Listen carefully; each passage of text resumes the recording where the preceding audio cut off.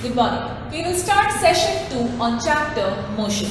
In our previous class, we understood what is a motion. That is, motion exists in two states. That is, state of motion and state of rest. We also understood few basic terms. That is, what are the units what we use in the physical terms. That is, MKS system what we follow, meter, kg and seconds. That is, length, distance is always considered in terms of meter, mass is always considered in terms of kg, and time is always considered in terms of seconds. Apart from that, we also understood what is the meaning of SI system. Now, in today's class, we will be discussing more about the concepts of the chapter motion, that is, distance, displacement, speed, velocity and acceleration. As you all know that we also studied about the physical quantities, scalar and vector quantities. Where do these distance, displacement, speed, velocity and acceleration fall into? Either it is a scalar quantity or vector quantity, and why? Let's go about that concepts in detail. First, let us understand the concept about distance and displacement. We generally tend to feel or we understand that distance and displacement are the both similar terms, right? Yes, they are the similar terms, but concept-wise, they both stand separately. Now, for example, if I have to define distance traveled, the definition says the actual path covered by the body. The actual part, which is nothing but the length covered by the body. This is the typical definition of a distance traveled. When I talk about displacement, the shortest distance between initial and final position of the body. What does this tell? Now, for example, if I say that, now this is a body, say that A, it has to go to part B. So, from here, it has to go to B. That means, I choose this path to travel to B, right? That means, from here, I reached B. Say about, it was around 5 kilometer, or just, okay, let us just imagine in terms of meters we'll talk about. So, say about this is 5 meters, okay. So, this is the actual path traveled by the body from A to B, which is about 5 kilometer. But I went in the curved path. If I draw an imaginary straight line here for the distance between A and B, this comes about 4 meter, right? That means A to B, I have travelled in this particular path since it is 5 meter, but if I check the shortest distance between A to B, that is 4 meter. Now, a best example, if I have to tell you, from the ground floor, if I have to reach the third floor, that means I take the stairs. This is the stairs. But if I have to reach early, in the shortest distance, what do? I use lift. So, lift is the shortest distance between the ground floor to my house. That is, ground initial position to final position of the body. That is called as a displacement. Displacement is the shortest distance between the initial and final position of the body, wherein distance travelled is the actual path travelled by the body, right? Then, let's move to the next part. What are the SI units? SI units are measured in meters only. Why? Because length, whatever we travel, that's always measured in meters. SI unit is meter. It is represented by letter D. Similarly, displacement is also represented by letter D. Now here, distance travelled is a scalar quantity, wherein displacement is a vector quantity. Now, what is scalar quantity? Physical quantity which has only magnitude, that is, which has only number, is called as a scalar quantity. What is vector quantity? Excuse me. Physical quantities which has both magnitude and direction, that is mean by vector quantity. Here, displacement is a vector quantity. Why it is a vector quantity? Let's understand that. Now, let me take a similar example here. Suppose, imagine that this is point A to point B I have to reach, it is 4 meter. Okay. Then again from point B I will reach to point C, that will take again 2 meter. Okay. So this is one condition. Second condition is again same rule I will apply here. So this is here A to B. This is taking me 4 meter. That means I am going 4 meter down. Then I will go 2 meters towards this side. C.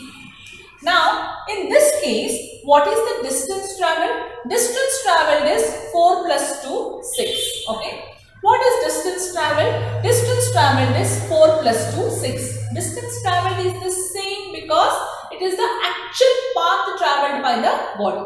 So, that is fixed. It does not change. So, that means number. Distance traveled is only in number, magnitude. Now, let's talk about displacement. Displacement is the shortest distance between the 2 points, that is initial position to final position. Initial position to final position, what is the displacement here? That's also 6 because A is initial, C is final.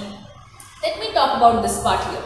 Now, displacement is nothing but AC here. Now, if I consider AC, since it's a right angle triangle, I have to apply the Pythagorean rule, that is hypotenuse is equal to sum of the squares of other two sides. So exactly if you calculate 4 square 16 plus 2 square 4, this comes actually 20. So if I 20 is since not being a perfect square, so it will again come in the rule. Okay, let us assume that. So how we write 20 in terms of this? So this is 2 root 5, right? Something like that. But when we measure it completely, let us not go by the root. Let me approximately take, this will come as 5 meter. Approximately. This doesn't come 5. That means here, what is the displacement of the body? Displacement of the body is 5 meter. Correct? A to C. But what is my distance traveled? 6. What is my distance traveled? 6. Both distance traveled is the same. In this condition, what is the displacement? It is 6 meter. Because it is going in one single straight line, direction. Here, what is the displacement?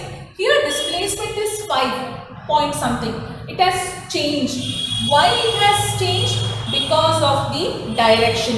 That means displacement depends upon direction. Displacement can change with respect to direction. It need not be there. Now again, if I travel here, for example this here, I have to only consider this and this part. Of course, calculation is different in this term, but did you understand the concept?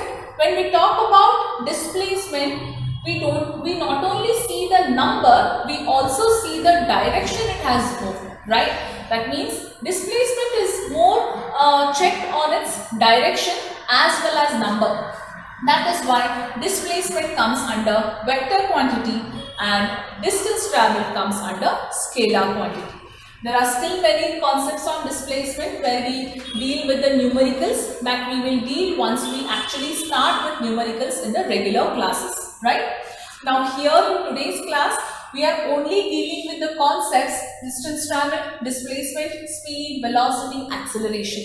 There are again few concepts on speed, velocity, acceleration and this, that is average speed, your uniform motion, non-uniform motion. Those all will deal with that in the next session. So here let us first understand the basic concept. What do you mean by these terms, right? So this is for distance travelled and displacement. Similarly, we'll move to the next physical quantity, that is speed and velocity.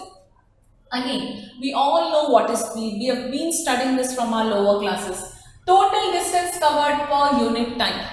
The total distance travelled in unit time is called as speed. That is what we know. Speed is equal to formula. We all know that. Distance travelled upon time taken. Yes, that is the speed here.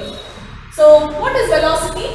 Velocity is total displacement covered per unit time. So, speed is with respect to distance.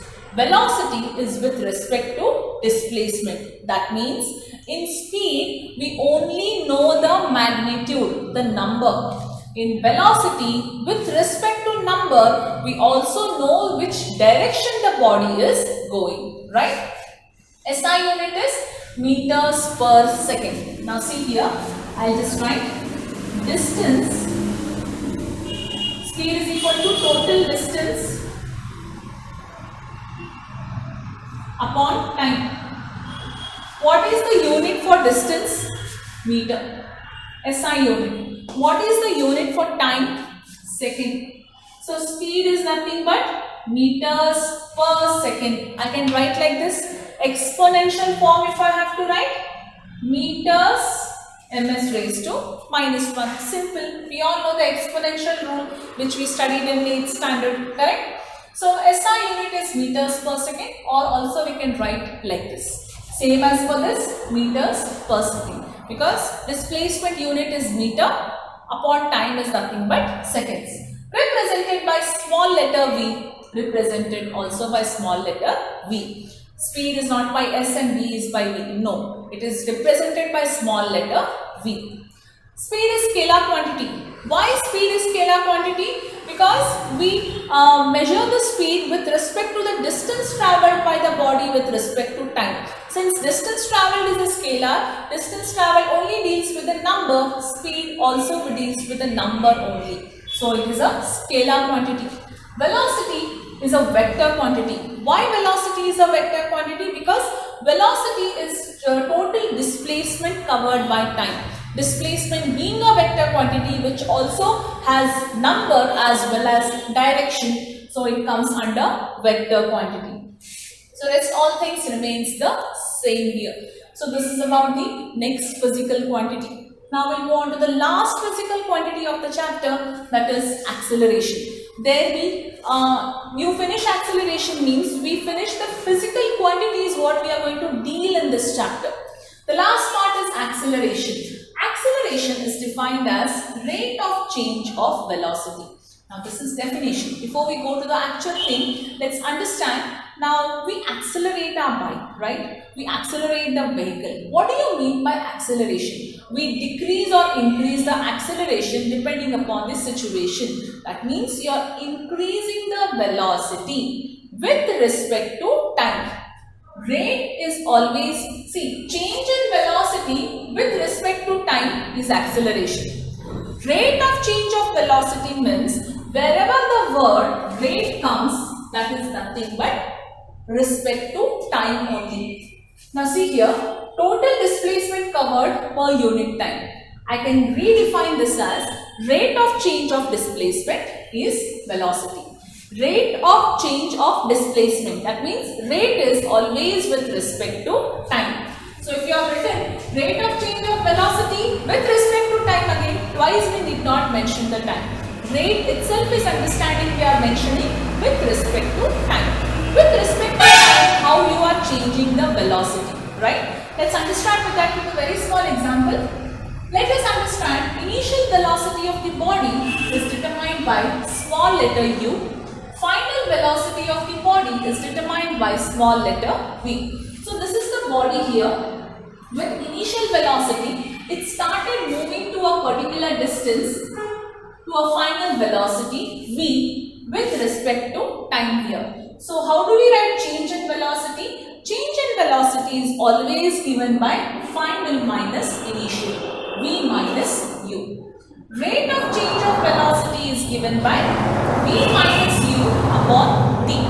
That means acceleration, which is denoted by a small letter a, is given by v minus u upon t. This is the formula for acceleration, right? Now let us understand, or let us write what is the SI unit of acceleration. Let us find out what is the SI unit of velocity here. I mean change in velocity.